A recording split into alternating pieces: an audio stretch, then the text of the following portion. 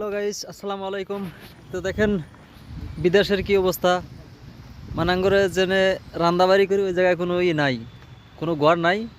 সাফরা একদম পুরা বৃষ্টি নামছে আজকে, দেখেন একদম পানি পানি সব জায়গায়। তো দেখেন রান্দাবাড়ি মানে ভাত আদা হয়েছে, এই টাইমে বৃষ্টি আইছে। তো এক ফালি টিন দিয়া বিয়াইরে ধরাই দিছি, এই দেখেন এক মিনিট ধরাই দিছি, আর এক মিনিট রড দিয়ে ফেলা দিয়ে দিছি যে এই দেখেন।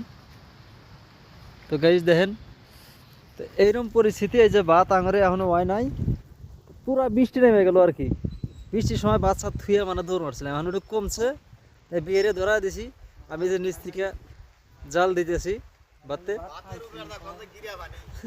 এই দেখেন পানির অবস্থা, দেখে মানে বুঝতেছেন যে কি বৃষ্টি নামতেছে।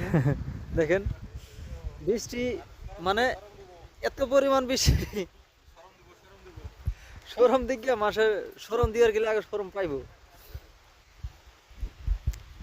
তো গাইস দেখেন আঙ্গুরে থাকুই না জায়গা, দেখেন এটা হলো থাকুই না জায়গা, তিরপল ভিতরে পানি ছানি পইরা একদম সোজা হয়ে গেছে, নদী হয়ে গেছে একদম। এই যে দেখেন কি অবস্থা, মানে একদম ব্যবস্থা হয়ে গেছে গা। এদিকে কারেন্ট নাই, ওটা হয়েছে রাস্তার এই লাইন। তো দেখেন এই যে আঙ্গুরে এক খাওয়া হয়েছে, এটা হয়েছে রাতের জন্য, সেহেরি খাওয়ার জন্য।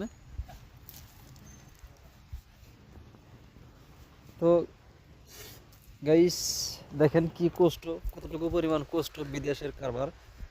দেখেন এতটুকুই যথেষ্ট।